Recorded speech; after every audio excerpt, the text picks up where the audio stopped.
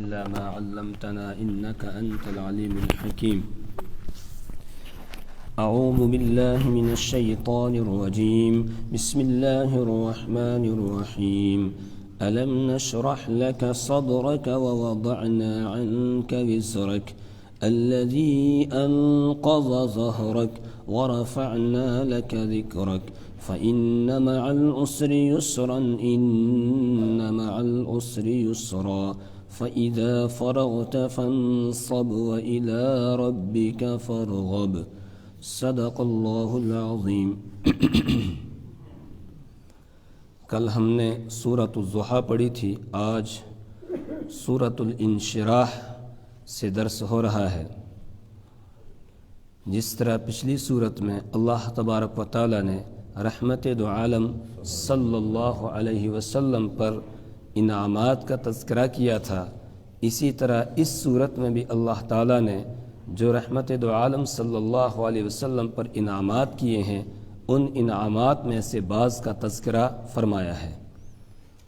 الم نشرح لک صدرک، کیا لم نشرح ہم نے نہیں کھولا لکا آپ کے لیے، صدرہ کا آپ کا سینہ، کیا ہم نے آپ کے لیے آپ کا سینہ نہیں کھولا، ہم نے آپ کا شرح صدر نہیں کیا.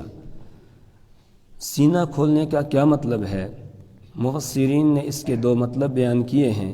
ایک ہے شرح صدر حسی اور ایک ہے شرح صدر باطنی.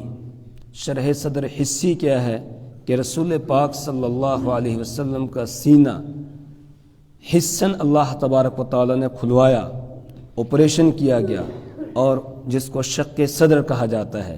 یہ رسول پاک صلی اللہ علیہ وسلم کا ایک معجزہ بھی ہے کہ شق صدر آپ کا کیا گیا، سینہ چاک کیا گیا، اور اس کے بعد آپ کے قلب اطہر کے ساتھ کوئی چیز لگی ہوئی تھی اس کو نکالا گیا. اور یہ شق صدر مفسرین لکھتے ہیں 4 مرتبہ ہوا ہے. حضرت مولانا سرفراز خان صفدر صاحب رحمہ اللہ انہوں نے اپنی تفسیر ذخیرۃ الجنان میں لکھا ہے کہ شق صدر کا معاملہ 4 مرتبہ پیش آیا.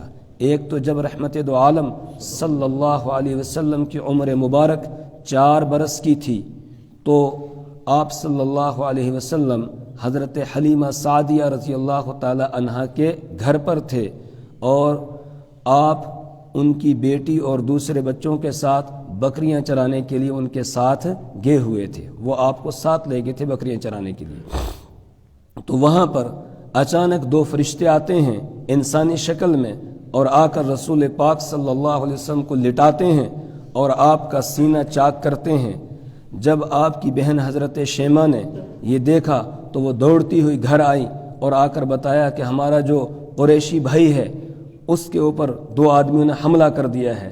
اب یہ دونوں میاں بیوی حضرت حلیمہ سعدیہ رضی اللہ تعالیٰ عنہ اور ان کے شوہر دوڑتے ہوئے وہاں پہنچے تو دیکھا رسول پاک صلی اللہ علیہ وسلم کچھ ڈرے ہوئے گھبرائے ہوئے بیٹھے ہیں. 4 سال کی عمر تھی. تو فرشتوں نے سینہ چاک کیا. چاک کرنے کے بعد آپ کے دل کو نکالا اور اس کے ساتھ سے کچھ حصہ نکال کر اس کو پھینک دیا. یہ وہ حصہ تھا کہ جس کی وجہ سے بچہ کھیل کود کی طرف مائل ہوتا ہے. تو آپ صلی اللہ علیہ وسلم کے دل سے اس حصے کو نکال دیا گیا تاکہ آپ عام بچوں کی طرح کھیل کود کی طرف مائل نہ ہوں. اس کے بعد دوسری مرتبہ شق صدر ہوا جب آپ کی عمر مبارک جوانی کو پہنچی، جوان ہوئے، تو اس وقت آپ کا شق صدر پھر کیا گیا اور اس وقت میں آپ کا دل نکالا گیا. اور اس کے ساتھ جو عام طور پر جوانی میں آدمی کی سوچ اور خیالات ہوتے ہیں، غلط خیالات اور سوچ کی طرف جو حصہ لے جانے والا تھا، دل سے اس کو نکال کے الگ کر دیا گیا اور آپ کا دل بالکل صاف ہو گیا. اب جوانوں کے دلوں میں جو غلط اور گندے خیالات گھومتے ہیں ان سے آپ کا دل پاک کر دیا گیا، ان سے اللہ نے آپ کو محفوظ کر دیا گیا. اس کے بعد تیسری مرتبہ جب وحی کا نزول ہونا تھا، آپ غار حرا میں تھے.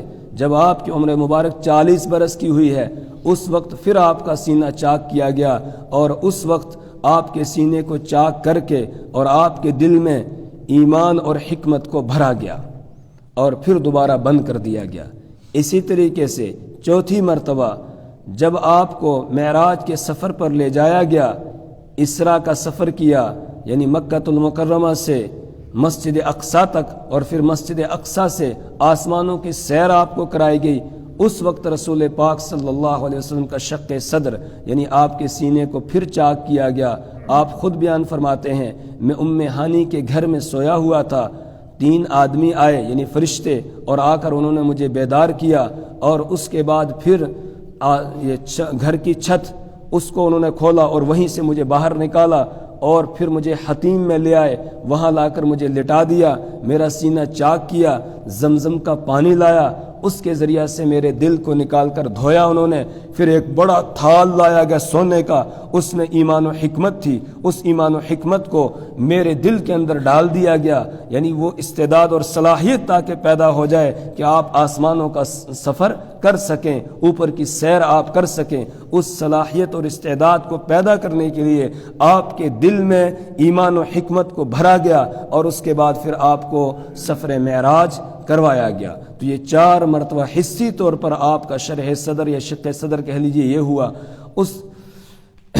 اس کے علاوہ دوسری تفسیر اس کی یہ کی گئی کہ شرح صدر سے مراد ہے باطنی شرح صدر۔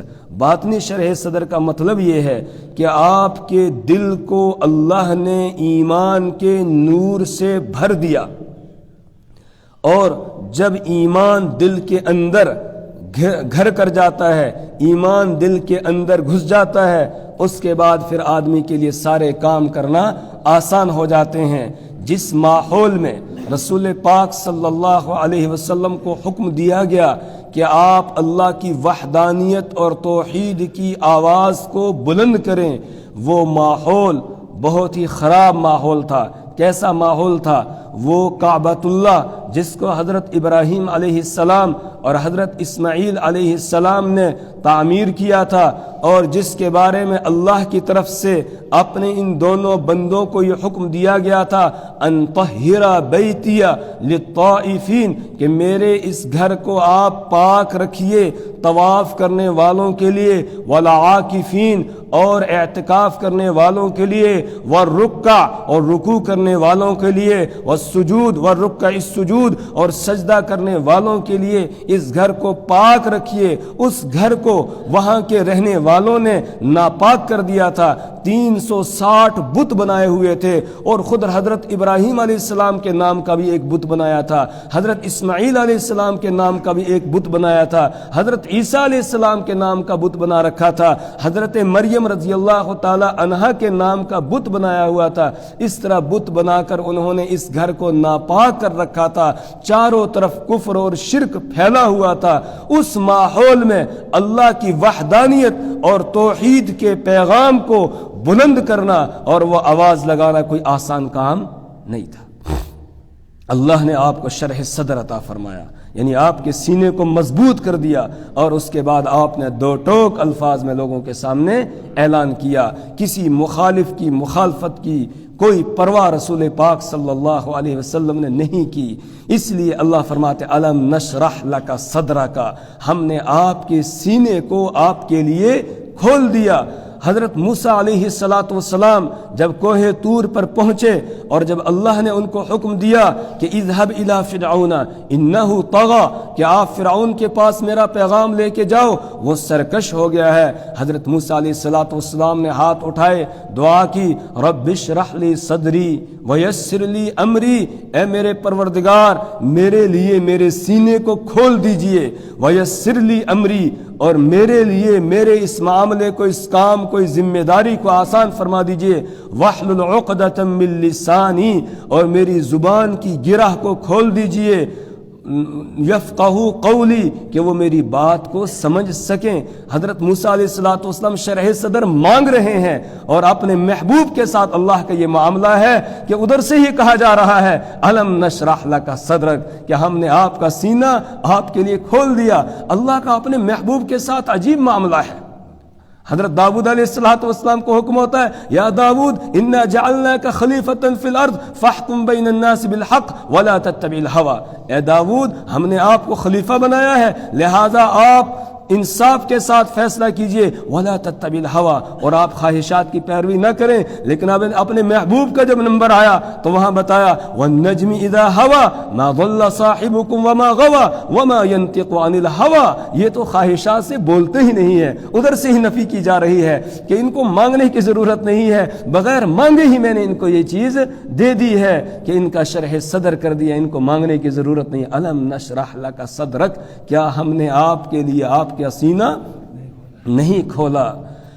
پھر رسول پاک صلی اللہ علیہ وسلم نے اللہ کی وحدانیت اور توحید کی آواز کو بلند کیا، لوگ مخالف ہو گئے، وہ لوگ جو آج تک آپ کو الصادق الامین کہتے تھے اور جن سے آپ نے پوچھا پہلے کہ میں نے تمہارے درمیان اپنی زندگی کی 40 بہاریں گزاری ہیں، بتاؤ کیف وجدتمونی، تم نے مجھے کیسے پایا؟ تو سب نے جواب دیا کہ جربنا کا مرارا فما وجدنا منک الا صدقا، ہم نے بارہا آپ کو آزمایا، آپ کا امتحان لیا، لیکن ہم نے سچائی کے علاوہ کچھ بھی آپ کے پاس نہیں دیکھا۔ لیکن جیسے ہی آپ یہ کہتے ہیں یا ایھا الناس قولوا لا الہ الا اللہ، اے لوگو لا الہ الا اللہ کہو، ایک دم سب مخالف ہو جاتے ہیں۔ مخالفت کا یہ ماحول ہے، اس کی کوئی پرواہ آپ نے نہیں کی، کیوں؟ اس لیے کہ اللہ نے آپ کو شرح صدر عطا فرمایا تھا، آپ کے دل کو اللہ نے جما دیا۔ اس کے ساتھ ہی جو آپ پر ایمان لا رہا تھا، جو آپ کو مان رہا تھا، اس کو بھی اللہ نے یہ نعمت عطا کر دی۔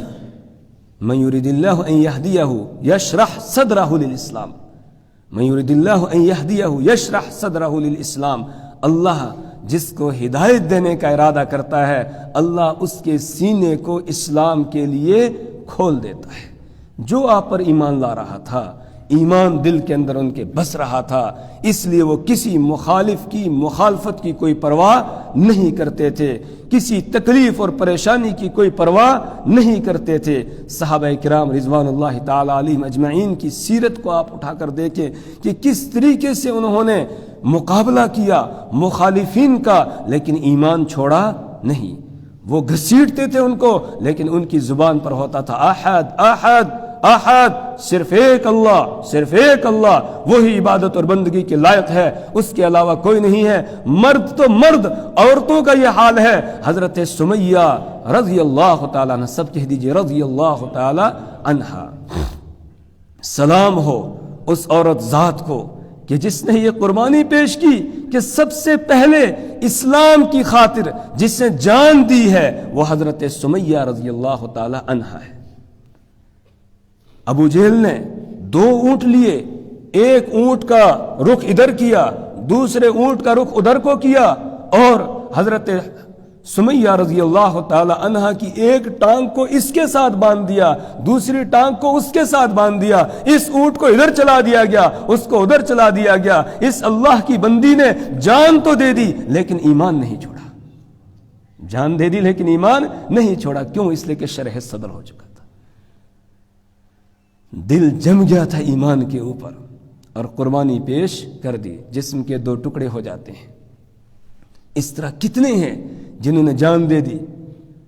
ایک واقعہ آتا ہے صحابہ اکرام کا کہ ایک کڑھائی کے اندر تیل کو گرم کیا گیا اور ایک صحابی کو اٹھا کر اس میں ڈال دیا گیا، ان سے کہا گیا ایمان چھوڑ دو، انہوں نے کہا ہم ایمان نہیں چھوڑ سکتے ہیں، انہوں نے کہا جان لے لیں گے، کہا لے لو جان، لیکن ہم ایمان نہیں چھوڑیں گے، ایمان سے نہیں پھریں گے۔ ایک کو ڈالا گیا، وہ پک کر کوئلے کی طرح ہو گیا، جل گیا۔ دوسرا دیکھ رہا تھا، اس کی آنکھوں میں آنسو آ گئے، تو یہ کہنے لگے کافر کہ اچھا ہم نے تو کہا تھا نا کہ ایمان کو چھوڑ دو تو آپ کو کوئی تکلیف نہیں دیں گے، اب کیوں رو رہے ہو؟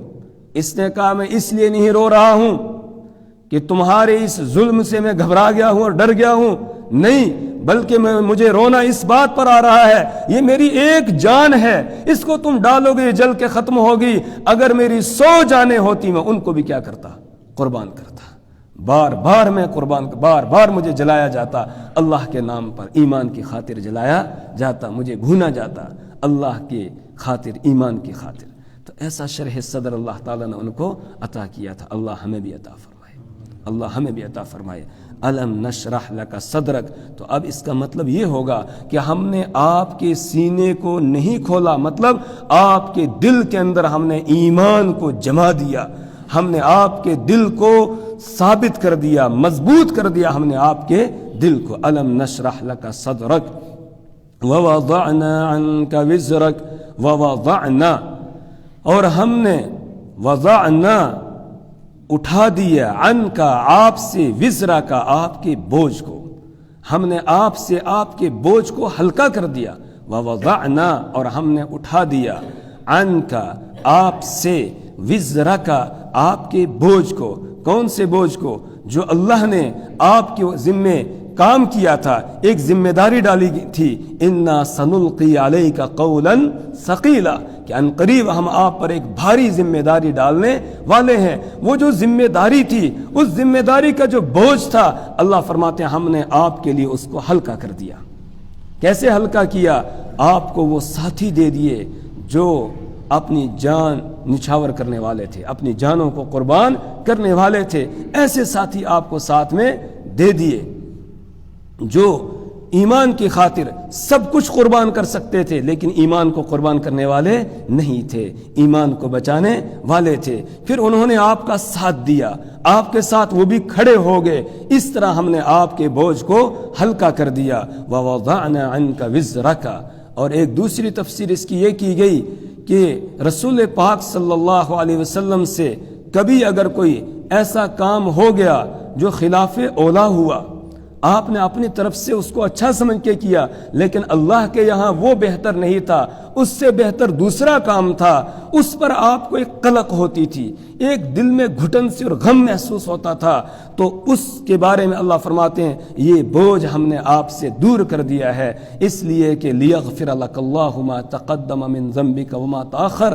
آپ سے جو اگلی پچھلی کوئی بھول چوک ہے وہ بھی ہم نے معاف کر دی ہے، اس لیے آپ کو غم زدہ ہونے کی ضرورت نہیں ہے۔ جیسے مثال کے طور پر غزوہ بدر کے قیدیوں کا مسئلہ آیا کہ ان کے ساتھ کیا معاملہ کیا جائے، تو سیدنا ابو بکر صدیق رضی اللہ تعالی عنہ نے مشورہ دیا کہ کچھ لے دے کر ان کو چھوڑ دیا جائے، فدیہ لیا جائے، ان کو چھوڑ دیا جائے۔ حضرت فاروق اعظم رضی اللہ تعالیٰ عنہ سے پوچھا گیا، انہوں نے جواب دیا، یا رسول اللہ صلی اللہ علیہ وسلم، اگر میرا مشورہ آپ پوچھتے ہیں، میری رائے آپ لینا چاہتے ہیں، تو میری رائے یہ ہے کہ ہم میں سے ہر آدمی کا کوئی نہ کوئی رشتہ دار ہے، تو اس رشتہ دار کو اس کے حوالے کیا جائے، بس وہ اس کو قتل کر دے، اس لیے کہ یہ اللہ کے اور اللہ کے رسول کے خلاف جنگ کرنے کے لیے آئے ہیں، ان میں سے کسی کی بخشش نہیں ہونی چاہیے۔ رسول پاک صلی اللہ علیہ وسلم نے حضرت سیدنا ابو بکر صدیق رضی اللہ تعالیٰ عنہ کی رائے کو پسند کیا، اس کے مطابق فیصلہ کیا۔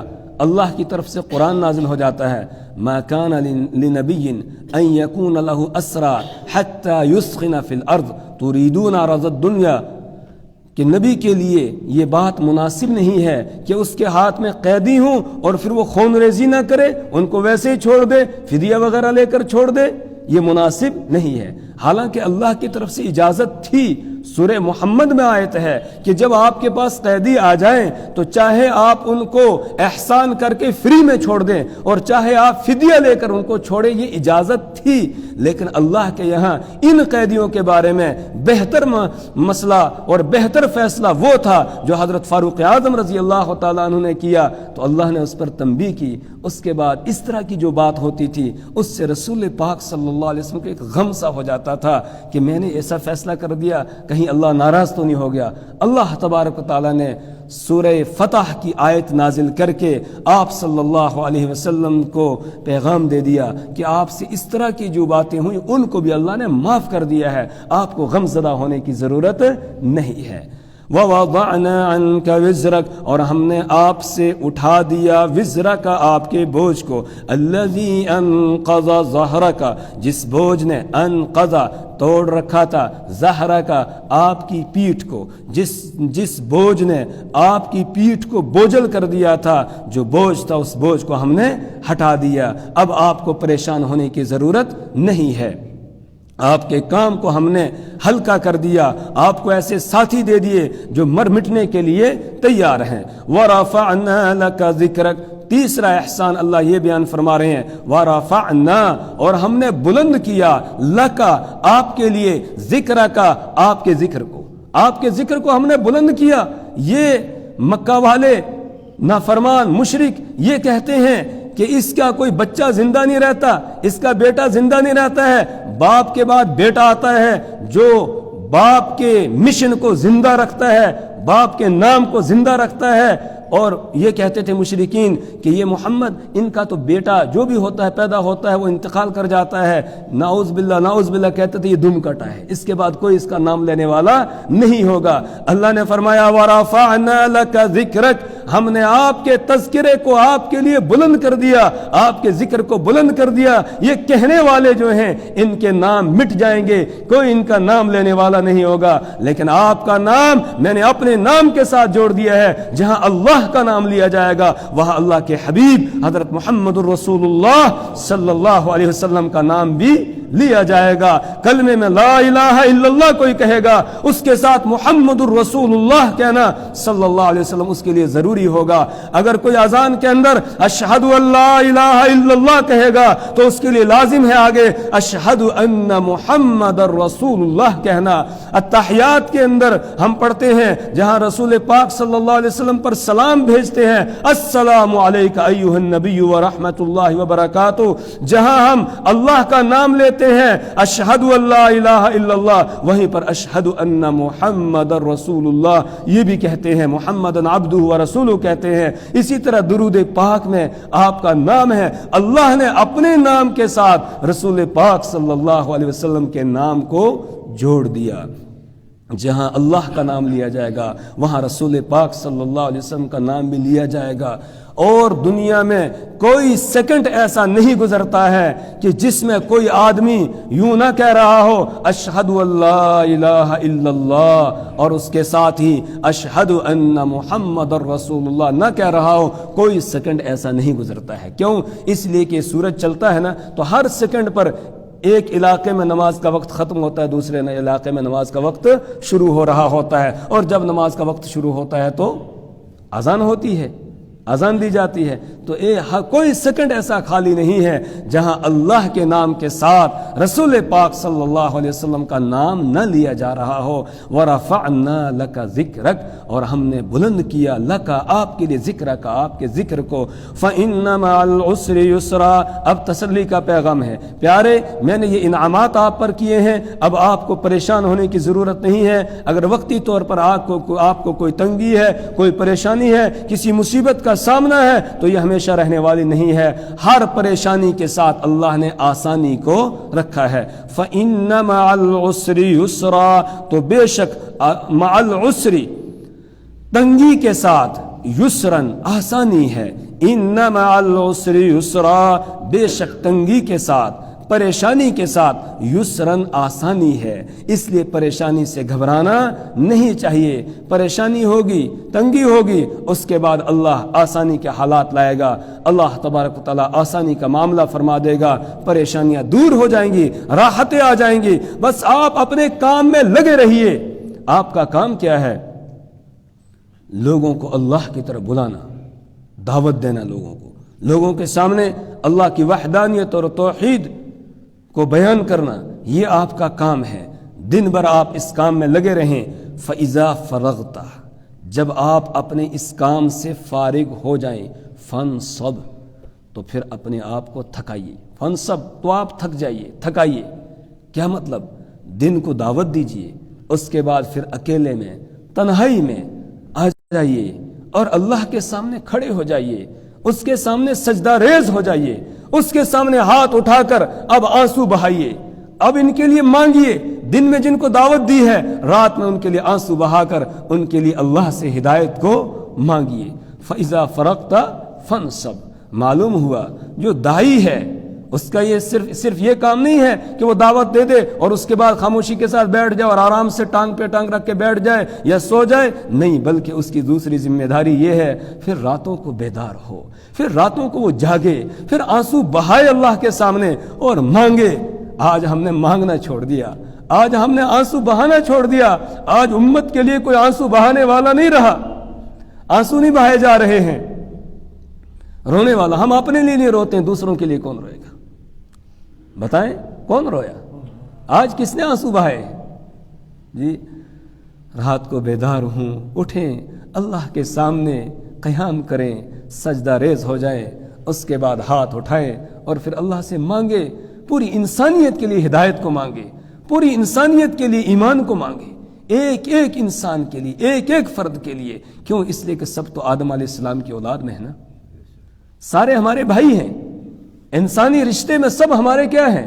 بھائی ہیں۔ اور جب ہمارے بھائی ہیں وہ ہمارے سامنے جہنم کی طرف جا رہے ہیں اور ہم ٹس سے مس نہیں ہو رہے ہیں، اگر ہمارا ایمان اتنا مضبوط نہیں ہے، کمزور ہے کہ ہم جا کر ان کو دعوت نہیں دے سکتے ہیں، تو کم سے کم اللہ سے تو مانگ سکتے ہیں نا، اللہ سے تو مانگ سکتے ہیں۔ تو اللہ سے مانگے، آنسو بہائیں، اللہ ایک ایک کو ہدایت دے دے، اللہ ایک ایک کو ایمان کا نور دے دے، اللہ ایک ایک کو جہنم سے بچا کر جنت میں جانے والا بنا دے۔ اس طرح اللہ سے مانگے۔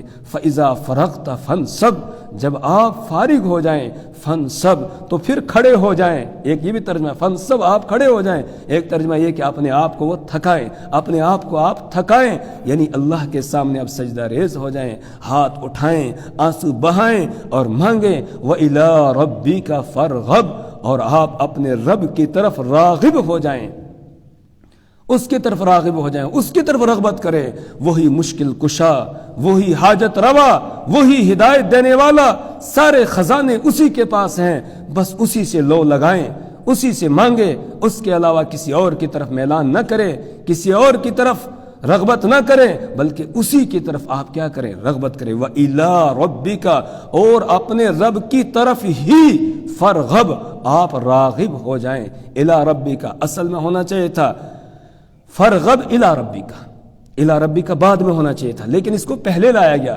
عربی زبان کا یہ قاعدہ ہے کہ جو لفظ بعد میں آنا چاہیے جب اس کو پہلے لایا جاتا ہے تو اس میں حصر کے معنی پیدا ہو جاتے ہیں، اس میں تخصیص کے معنی پیدا ہو جاتے ہیں۔ جیسے ہم نماز میں کہتے ہیں نا ایاک نعبد، اصل میں ہونا چاہیے تھا نعبدو کا، ہم تیری عبادت کرتے ہیں، لیکن ایاک کا جو ہے وہ پہلے لایا، اب مطلب ہوتا ہے ہم تیری ہی عبادت کرتے ہیں۔ وَإِيَّاكَ نَسْتَعِينُ، اور ہم تجھ ہی سے مدد مانگتے ہیں۔ اسی طرح یہاں ہے وَإِلَىٰ رَبِّكَ فرغب، اور آپ اپنے رب کی طرف ہی راغب ہو جائیں، کسی اور کی طرف نظر اٹھا کر دیکھنے کی آپ کو ضرورت اور اجازت نہیں ہے۔ اپنے رب سے مانگے، اس کے ساتھ لو لگائے، وہی آپ کی مشکلات کو دور کرے گا، وہی پریشانیوں کو دور کرے گا، وہی بیماریوں سے شفا دے گا، وہی سب کچھ عطا کرنے والا ہے۔